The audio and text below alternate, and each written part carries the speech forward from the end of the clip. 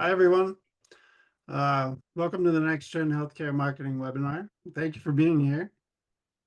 My name is Jeremiah Baskin. I'm the founder of Turn Agency, and I'm also one of the developers. Turn has been around since 2017, but we've worked very closely with Umbraco going back to 2011, and today we're gold partners. We tend to work with clients in regulated industries, so today I'm excited to be joined by Lasse and Derek, who will discuss how technology and marketing can work together in a healthcare-oriented environment. Derek and Lasse, welcome. Thank you. Yeah, and Thanks. very shortly, I'm Lasse from Umbraco, where I'm product manager. Back up the slides here. Jeremiah, you got a little ahead of me on the talking point. So I'm Derek Phillips, head of strategy here at Turn Agency. I'm excited to talk through what we have today. Similarly to Lasse and Jeremiah, we have a lot of experience working with regulated industries, especially in healthcare. So we've got a lot to kind of cover today, and looking forward to it. So starting first, we'll pose a poll here, and if you could just put your answers in the chat there, that'd be great. Just curious to see kind of what CMS people are on. There are a lot of solutions out there, so just curious to see where people are on their CMS selection today. And again, hopefully at the end of this, we'll leave you with some tips and some ideas for when you're considering your next CMS.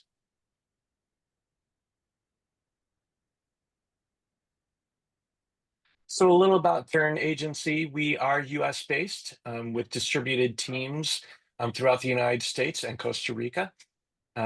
We have been around since 2017, as Jeremiah said, but we've been together as a team much longer. We all had worked together at a previous agency, so that was part of what brought us all back together at Turn, where we are a full service digital agency. So again, we can do end to end from strategy all the way through to execution and optimization.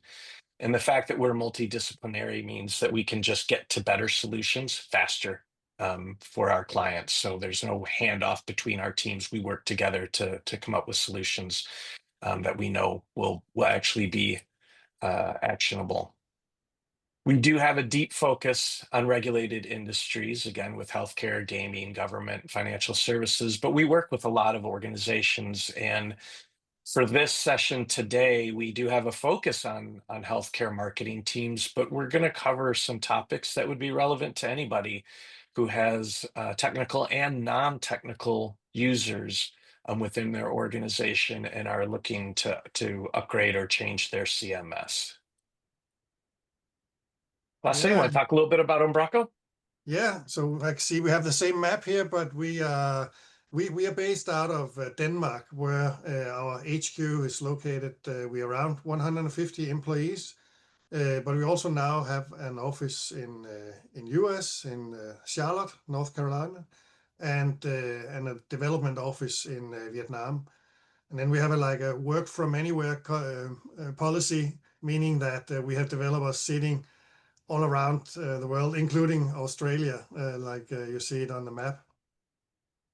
We were, just a bit more maybe so we got some funding 4 years ago, and have, you can say, growth, seen heavy growth the last 4 years. I think last year was 38% on revenue. So we are a very, a growing company. And then, so CMS is our special, right? So Umbraco is known for our open source CMS, and that's what you see in the bottom of this little building. But when you do open source software, then you also need some revenue somewhere. And in our case, that comes from cloud primarily, but also from commercial products. Some of them might be relevant in this call as well, like Engage, which is like personalization, A/B testing, and things like that. But also workflow, if you want to set up a bit more complicated scenarios on who should approve your content and so on, then that is a product that we have as well.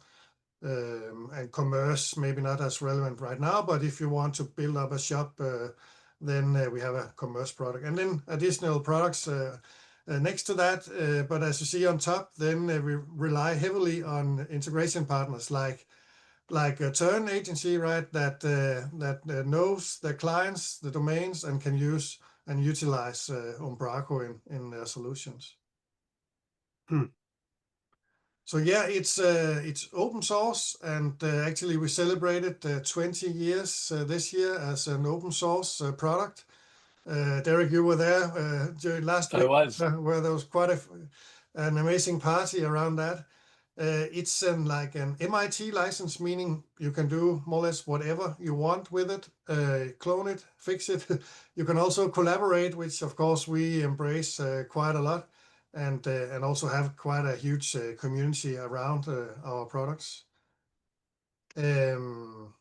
Yeah, maybe a bit more on the other slide. So we are still we are based on .NET, and very tied to that. We strictly follow the very latest .NET releases, and have aligned our release cadences to follow .NET, meaning that if you want to, you can be up to date with the latest .NET version at all times. We can come back to that, but that means, for example, performance and sustainability. We try to be to give you the best tools to develop your solutions, meaning even though Umbraco was like traditionally like a server-side rendered CMS, we now also embrace headless content delivery API, management API, webhooks, and so forth, meaning that you have the tools that you want to, that you can pick and choose whatever is best for you and your clients in a given situation.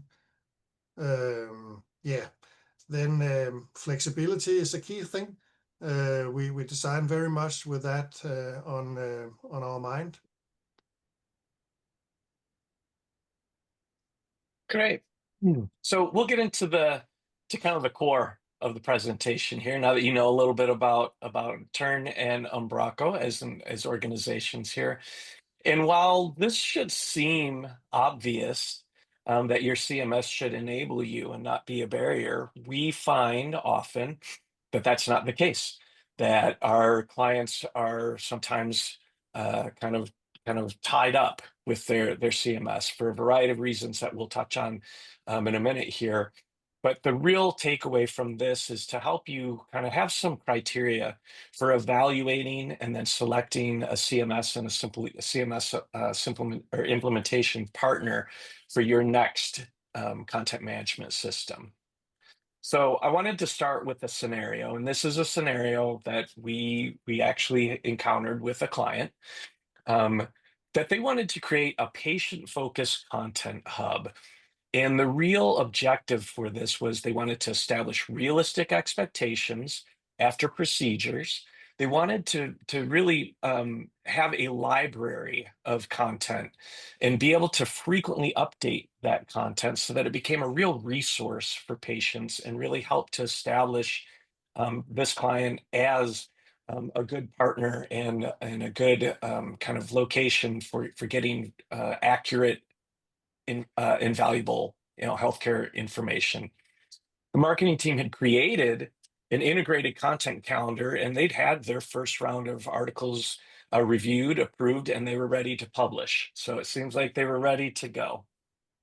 But the CMS required dev team to be involved, even on basic layout elements or to add any tracking codes to their pages. There was no version control or rollback option for content changes.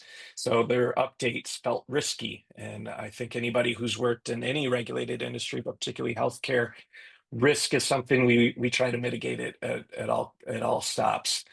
And the internal stakeholders were hesitant to approve changes because the last time there'd been a change, there were some issues that had come up that took a long time to fix, and so everybody was a little bit shy to make changes without really being confident that those changes weren't going to have unintended consequences.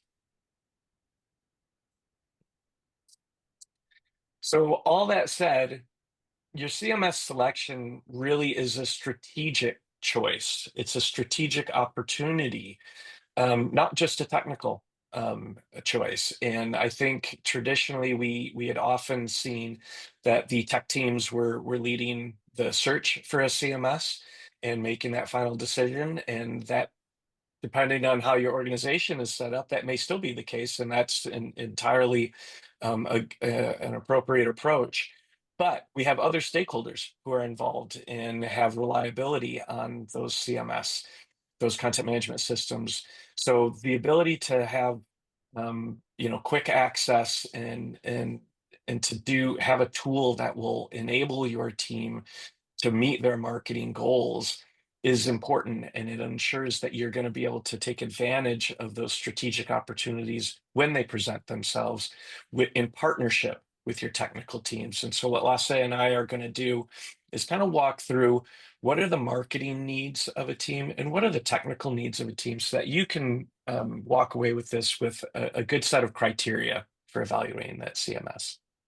I can't help but put myself in the position of, say, a marketing director, and being like in that situation that you just described on the previous slide. Like, it's already a stressful job. There's already a ton of and they're not able to publish content. What a horrible feeling. Anyway, Yeah, yeah, it's not uncommon, yeah. unfortunately. So, as we're kind of thinking about this and talking through the scenario, does this sound familiar? It certainly sounds familiar to a lot of folks that we have met with who were starting that CMS selection process and looking for a new tool. So they often will find themselves with an over customized situation. So it's customized to the point that non-technical users can't really get in there confidently and make changes because they don't understand everything that's gone behind it and how these components or integrations work, because they've been so highly customized. And to be fair, they often had to be customized because out of the box it didn't fit the need. And so that's a pretty common scenario that we run into. And or we see some poorly integrated systems with marketing automation tools, SEO plugins, personalization features that can, again, make it feel like every change is going to trigger a chain of unpredictable events. So again, if this sounds familiar to you, it certainly sounds familiar to us when we're meeting with new clients who are starting the CMS selection process. So again, like I had said, Lasse and I are going to talk about requirements from both sides of the table to really arm you with some information. We'll look at, from the marketing side, a set of criteria from user-friendly editors, on-brand templates, content analytics, but also what are the needs of the IT team? Making sure that we have role-based access and security. We'll touch on HIPAA compliance because we know, as an agency that does a lot of implementation, how important that is. I mean, it's crucial, and it's a requirement for our healthcare clients. But also talking about the ability to have a scalable architecture and performance. So starting with those marketing needs, again, some of this will sound obvious at first. Well, of course, I need a user-friendly editor. But digging into that, scratching the surface a little bit, what that really means is the ability to manage assets like images, especially if you need multiple sizes of an image that are in various places. Having an easy ability to do that and not having to keep track of or cut different size images over and over again for those different applications, that just adds time and complication to a workflow. Having flexible layouts to accommodate the different content needs and the ability to add variety without breaking your design standards. one of the questions we often get when we're in the initial stages, our discovery stages with a client, is how do we give our marketing team the flexibility to do what they need, but not so much flexibility that we have a bunch of pages that don't look like they're of the same experience, the same website. And the ability to have that flexibility while maintaining those design standards is possible, and is actually really important when you are working within the right system that's been implemented in the right way. But the big thing really is the ability to create pages, edit that content without support from IT, which both enables your marketing team to do what they need to do, but it also ensures that our IT teams are focusing on the things that we really need them to focus on and that they do best, and not having to be involved in just day-to-day updates on a website. So when we talk about that user-friendly editor, those are the things that we need an editing system to be able to accomplish, to really enable those teams. Oops. We had touched on this before, but the need for speed, the ability to publish quickly and to respond to events easily is important. And again, that does require a simple and intuitive interface. Um, but it also means that high performing sites that serve users with a seamless experience are able to respond to what they see those users need from that experience. The ability to integrate with other platforms within that tech stack without a lot of that custom configuration that we had talked about earlier is important and helps to really enable that speed to publish. The ability to create and manage workflow and permissions for review and approval of content. Again, we work with a lot of teams that have stakeholders outside of the folks who are involved in the CMS on a day-to-day basis. So how do you create and manage a workflow and set permissions and approval gates in a way that is easy to do, and allows people to really change what that workflow looks like to support, maybe if they're changing work habits. And then the ability to easily create campaign landing pages and then integrate forms seamlessly. Again, we often run into clients who need a lot of input or help and support from their IT teams to do that. And that's not, it doesn't have to be that way. No, that's not efficient. And I can't imagine that feeling that people have when they're hampered, right? I keep going back to this feeling of like if the CMS is not allowing someone to do their job efficiently, quickly, how frustrating would that be? Mm, Yeah, it undermines the whole point of, of having a content management system, the ability to publish and create your web experience. exactly. So having on-brand templates and personalization. So again, what I'd mentioned before, the idea of having repeatable page types for frequent content needs, things like a service detail page, locations, physician bios, etc. Having a repeatable page type that you can just spin up quickly and input the content and then publish quickly. The ability, again, to render images in multiple styles and in orientation without additional image editing, to just have one image that can be used repeatedly throughout the site. And also the ability, kind of a behind the scenes on that, the ability to pick where that focal point is within those different orientations is extremely helpful, and really not only helps to enable your team, but creates a better experience for the user, and it feels more cohesive. The ability to score pages and surface relevant content accordingly while complying with privacy, security protocols. You know, we can still personalize those experiences for users while ensuring that we stay in compliance with all of our privacy and security protocols. The ability to measure effectiveness of content and performance or easily integrate with software to do that, to support experience optimization. Experience optimization is something that we have a big focus on. Again, with regulated industries, we're not necessarily focused on campaign optimization, though that sometimes is a feature as well. It's really about, how do we know that this experience, these web pages that we've created, this digital experience, is effective and helpful to the user? There are things that we can do to really optimize that experience by testing repeatedly and coming in with a hypothesis that said, well, what if we tried changing this?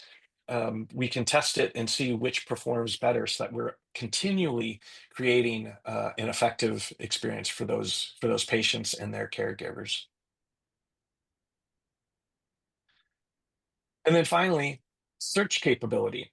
The ability to easily organize your content into a logical structure, both in how the website is organized, but at the page level too, because we know that page level organization of content is a key factor in search, both internal search and search engine optimization. So the ability to do that quickly and easily is important. The ability to create and manage your taxonomy is important.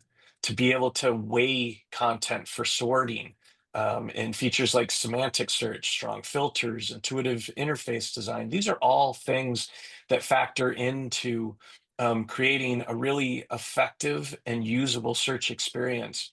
But the most important thing for us as an agency partner, because this is our top priority when we're creating any experience, is that our search function and all of our website functionality is accessible and intuitive to users of all capabilities, with disabilities, or ensuring that we have a fair and inclusive experience. We know that healthcare networks have to serve a large and diverse community, and so we want to make sure that that community is served effectively, and that everything, all the information, is available to them in whatever way is best for them to receive it.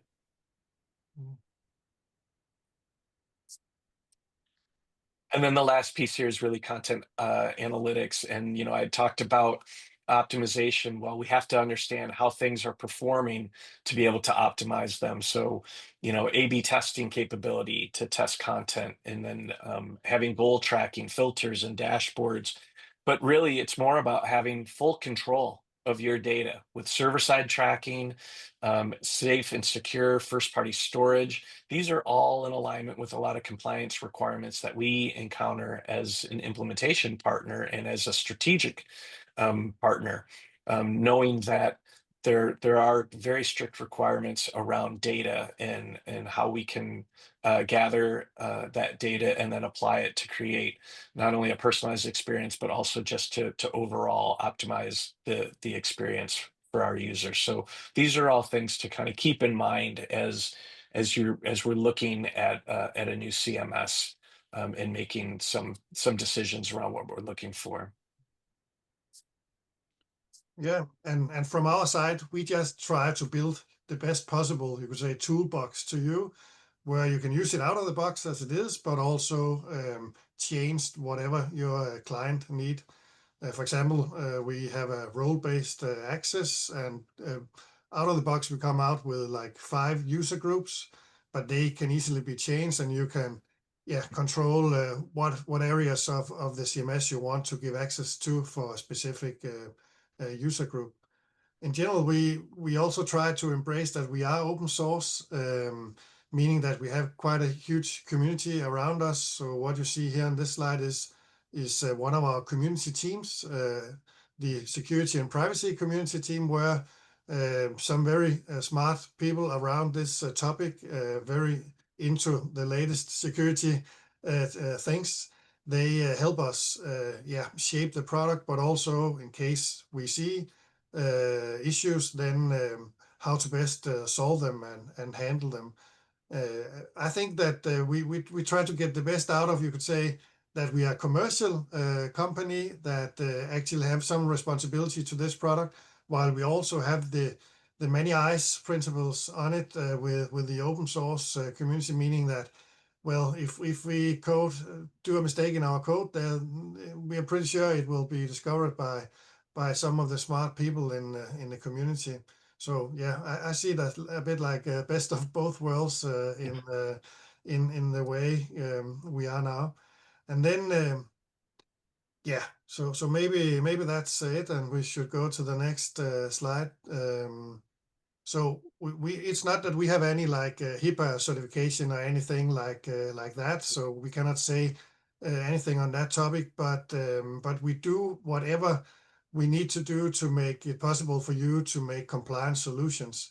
And I think that's the important statement from our side, where what you see here is that we, yeah, of course, control everything. So have logs for when a user publish and don't publish, and as I said in the very beginning, we have this workflow add-on so that you can actually control who should be able to publish at all and who should maybe review whatever has been added to a specific content piece.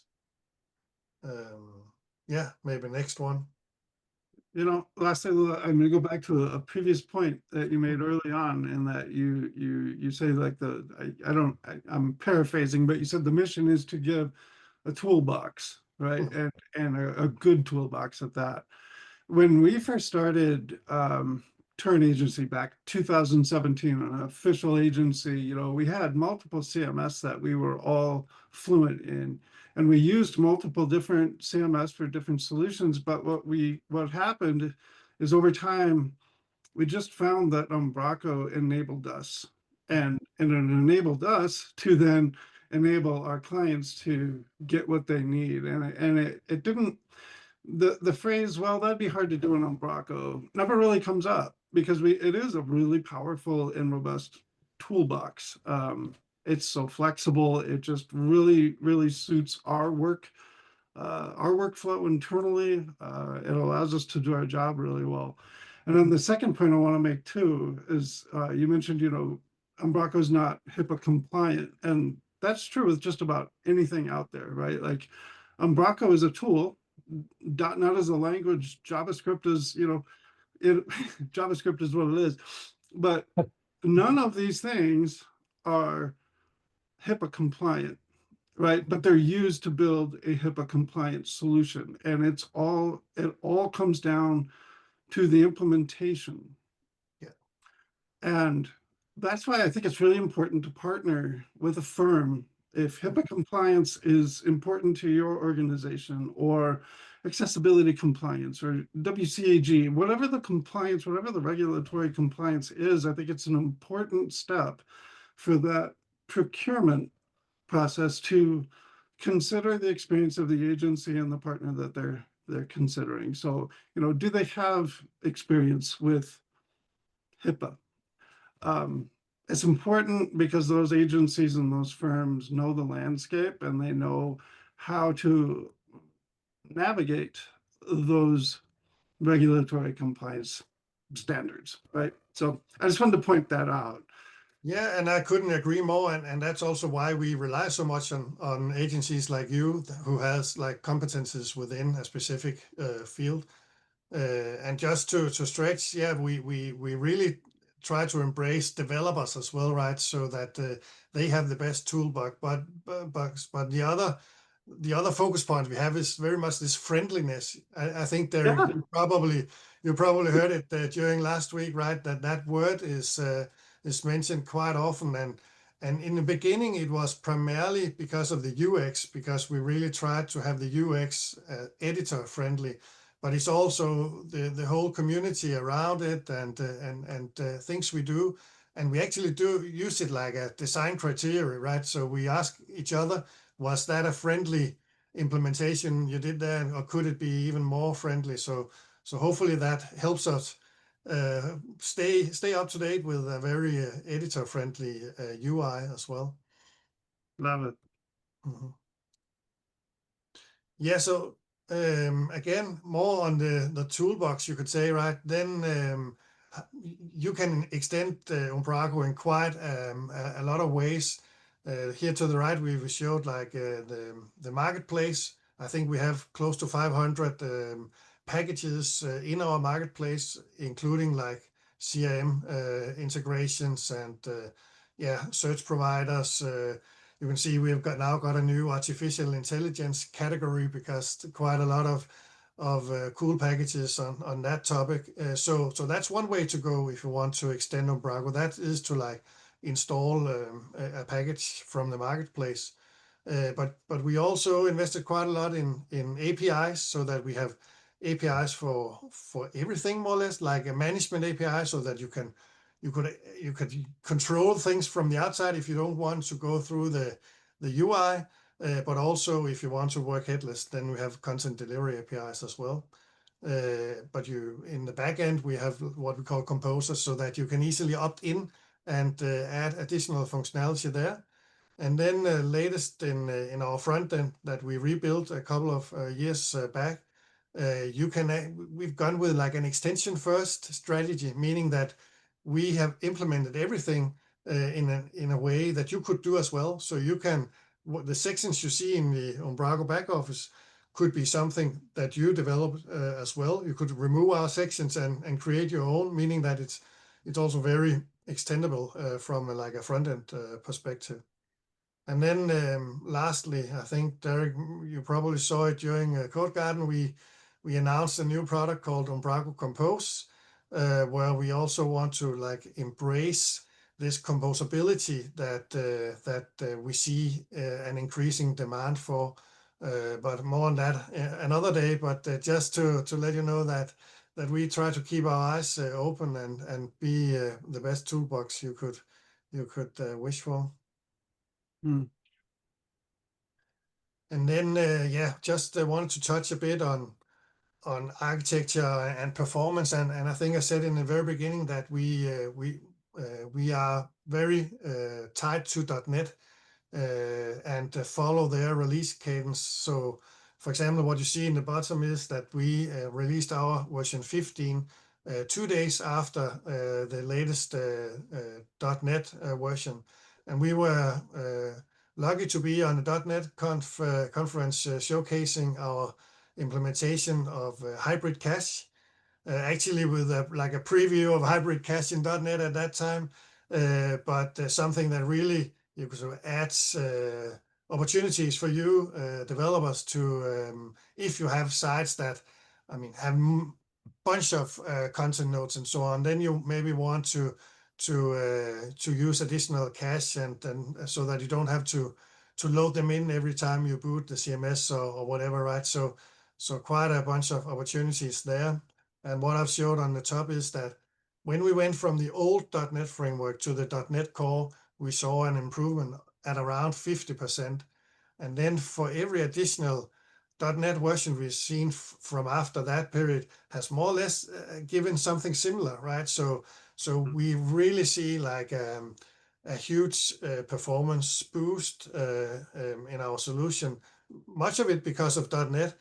And so then you can see here it's also framed like it's also a sustainability value in that, right? Because with the less power, if you can support your site with less power, then you can benefit from that from a sustainability point of view. So yeah.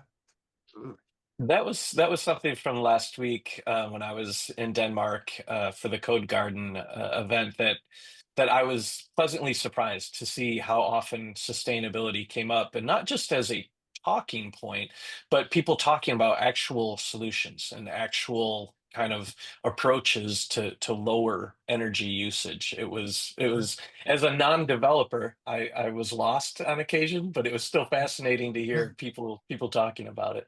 Yeah, and it's been quite a thing, right? So we were approached by some community members a couple of years back on that topic. So we actually ended up founding like a community team on that topic as well. And they've done like a bunch of webinars and written best practices that are now in our documentations and so on, so that you as developers get the best, again, toolbox to develop sustainable websites as well. Yeah. Love it. Awesome. Well, we've covered a lot today, and so wanted to just kind of circle back and summarize a few things.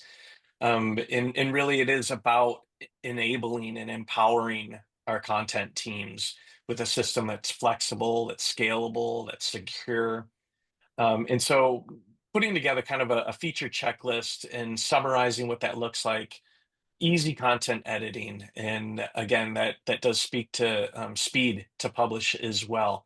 So the ability for your non-technical users to get in and manage the content that they need to manage, and to be able to create the experiences for patients and caregivers that are important to them.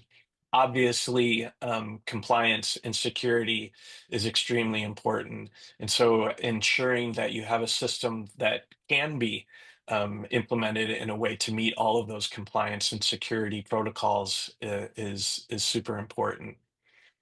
The ability to have A/B testing and analytics is important. Sure, there are lots of third-party tools out there to do that, but again, if we're thinking about kind of personal data and compliance around that, it narrows the field a bit. And so having an integrated A/B testing system and analytics system helps to support both of those needs. The ability to see how things are performing while staying in compliance. And then, of course, we know that healthcare organizations, in particular, support a wide, diverse audience in their communities. And so the ability to have multilingual support for those populations, and like we had talked about earlier, accessibility is also crucial to supporting and serving those populations. And so, as a quick just summary, we have this feature checklist to just kind of think about and have in the back of the mind. And really, again, the takeaway here is if you're missing out on these valuable, these opportunities to really serve those patients and their caregivers, you're missing out on some strategic opportunities to work with those populations. And so, having a system that allows you to do that really helps from a strategic standpoint as well as from a technical standpoint. Yeah. So wanted to thank everybody for participating. I don't know if we have any questions that have come in, but we'll open it up to Q&A now. If anybody does have any questions, our QR codes there do link to our LinkedIn profiles. If you want to learn more about any of us or get in contact and connect on LinkedIn, we'd be happy to chat and look forward to connecting with folks.